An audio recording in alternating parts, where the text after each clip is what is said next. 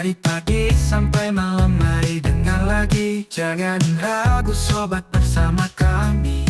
Kenangan indah ceria pasti tak terhenti. Bicara segala hal kisah kita bagi. Dari pagi sampai malam mari dengar lagi. Jangan ragu sobat bersama kami. Kenangan indah ceria pasti tak terhenti. Bersama kami tawa diam di sini. Dengerin podcast hati jadi happy.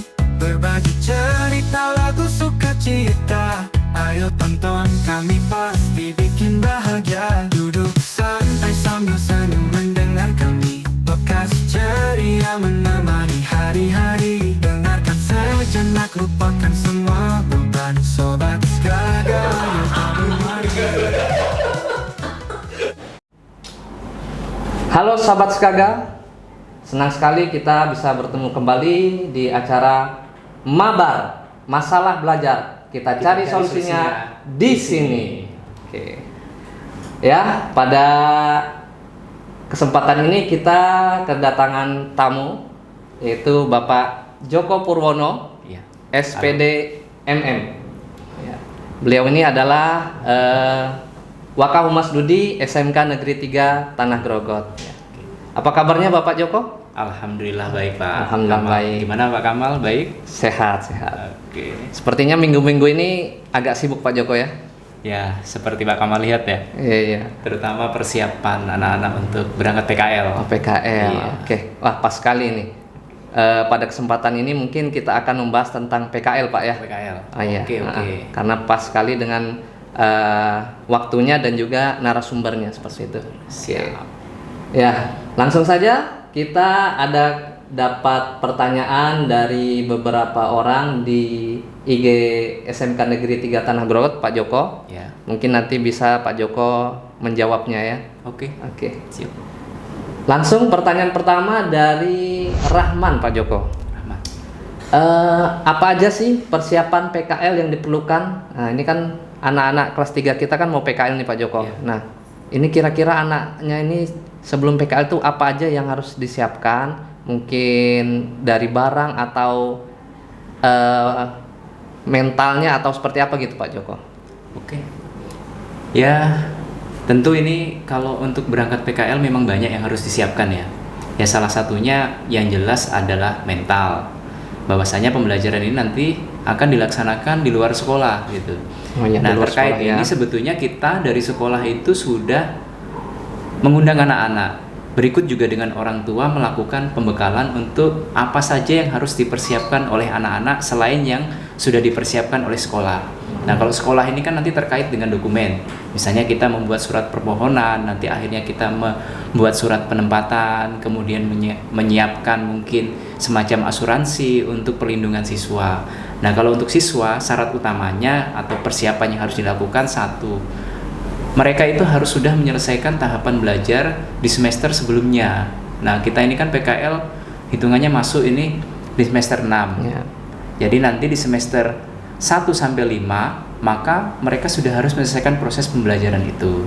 Harus tuntas gitu Pak Harus Joko ya? tuntas, ya.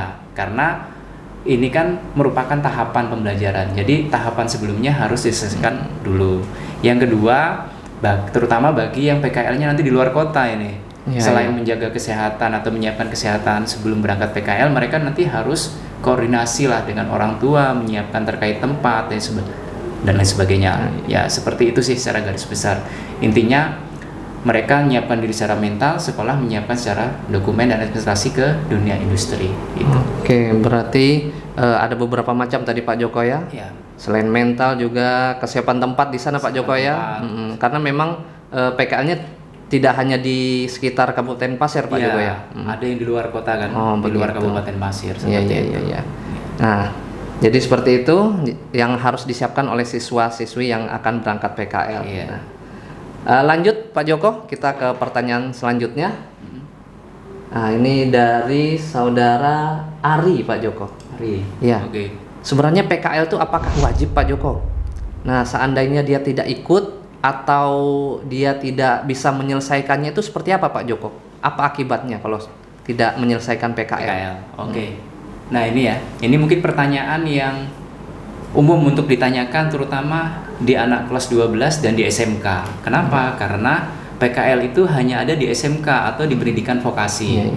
Nah, jadi sebelum saya menjawab ini wajib atau tidak, ini ada dasar ini ya terkait pedoman pelaksanaan PKL.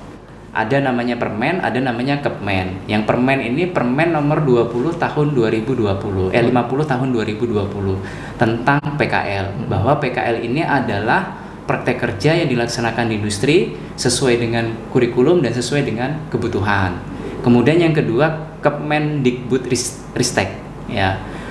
Nomor 262 garis miring M garis miring 2022 tentang kurikulum merdeka.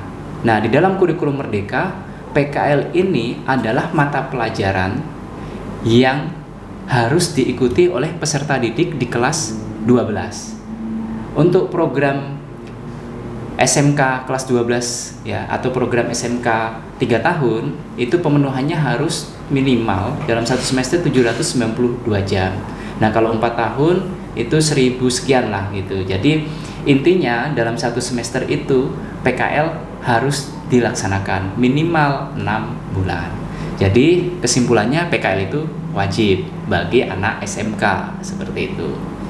Itu PKL-nya itu apakah harus di satu tempat Pak Joko? Nah, atau bisa di beberapa tempat seperti boleh itu? di beberapa tempat. Intinya anak ini nanti mungkin di sini cuma 3 bulan, bisa dia berpindah ke tempat yang lain untuk pemenuhan 3 bulannya lagi. Intinya dalam satu semester ini dia terpenuhi pelaksanaan PKL minimal 6 bulan tadi. Jadi minimal 6 bulan ya.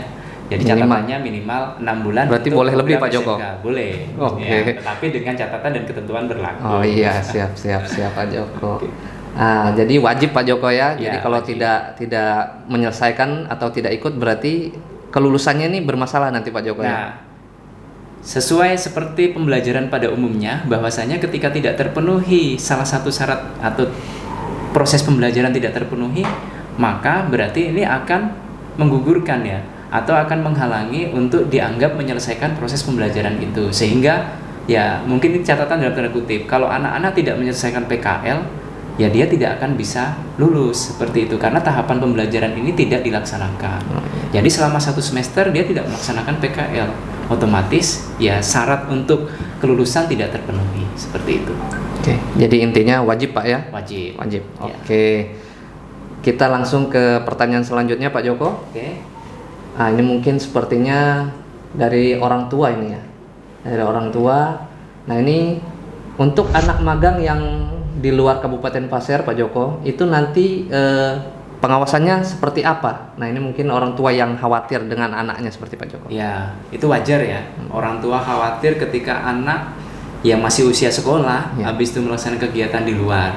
Apalagi ini bukan di sekolahan gitu. Bagaimana pengawasannya? Ya terkait ini kita sudah menyiapkan segala sesuatunya. Yang pertama bahwa anak berangkat PKL itu kita sudah menyiapkan namanya pembimbing sekolah.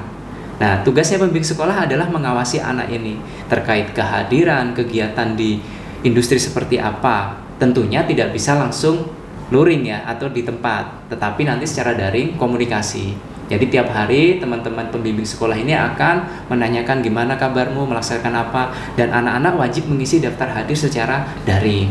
Jadi nanti akan memantau. Nah, untuk memastikan anak ini masuk atau tidak gimana? Sekolah juga sudah meminta industri untuk menyiapkan pembimbing lapangan.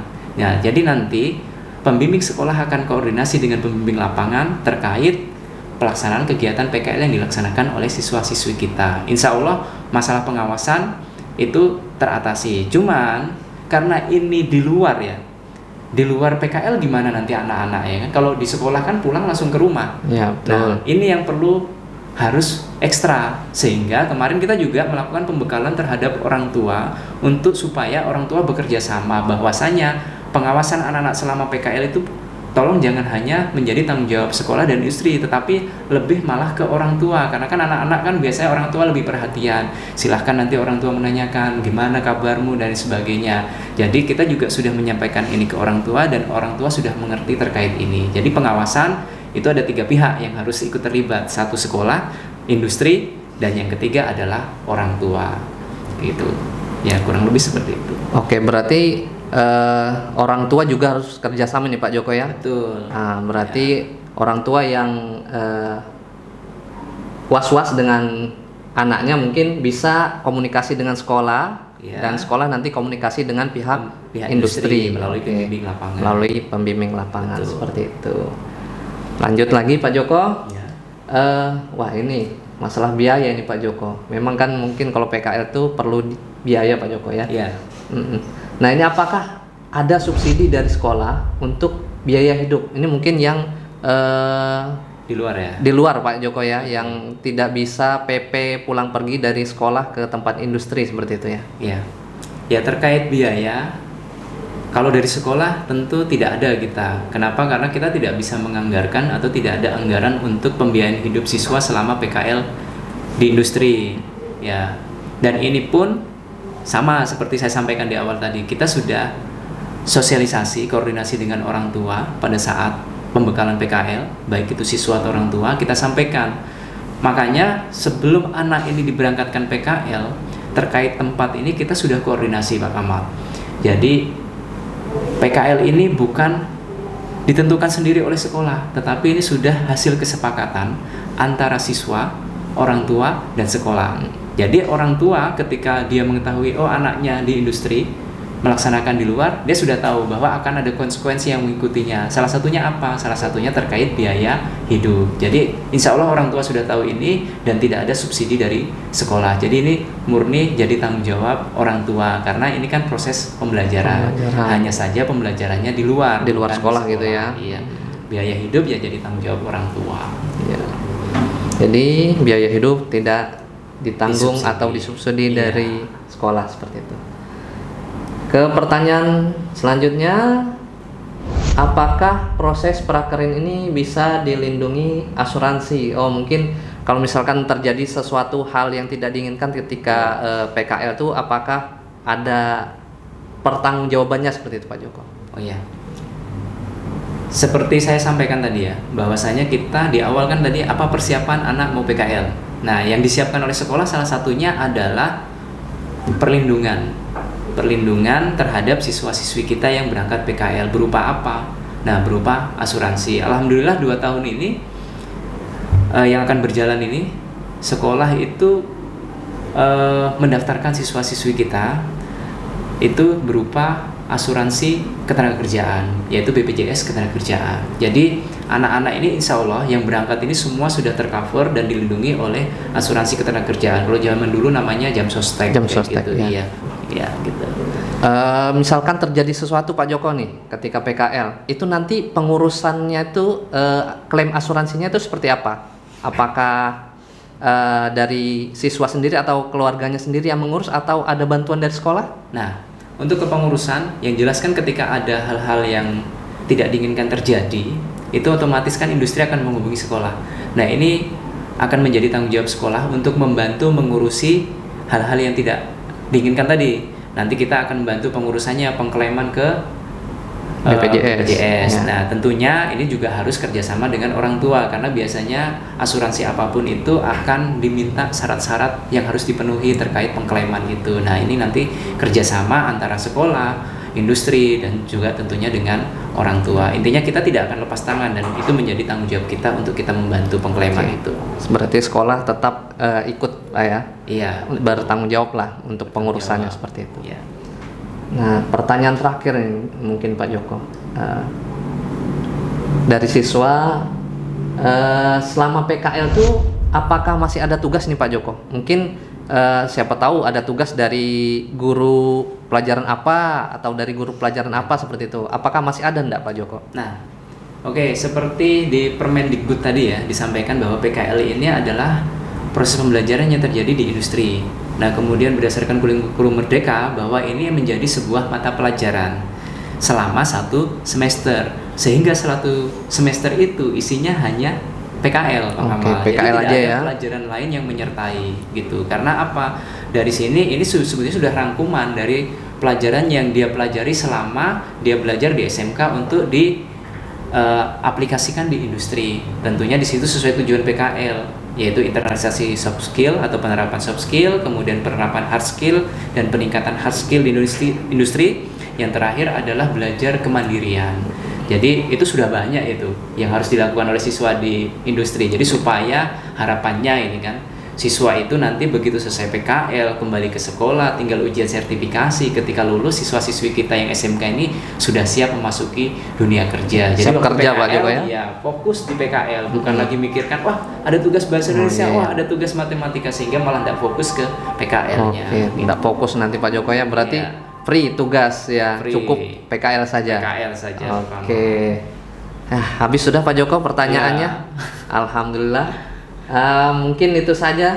Pak Joko mungkin ada tambahan atau apa yang ingin disampaikan terhadap Oke. siswa-siswi yang akan berangkat PKL? Ya, tentunya ini pesan ya kepada siswa-siswi kita yang mau berangkat PKL, bahwa PKL ini menjadi mata pelajaran selama 1 semester, dan tentunya ini ketika berangkat PKL itu siswa ini masih menjadi siswa statusnya, bukan pekerja. Jadi harapannya tolonglah ini kan ketika ke industri bawa budaya sekolah, bahwa kalian itu masih pelajar yang belajar bekerja.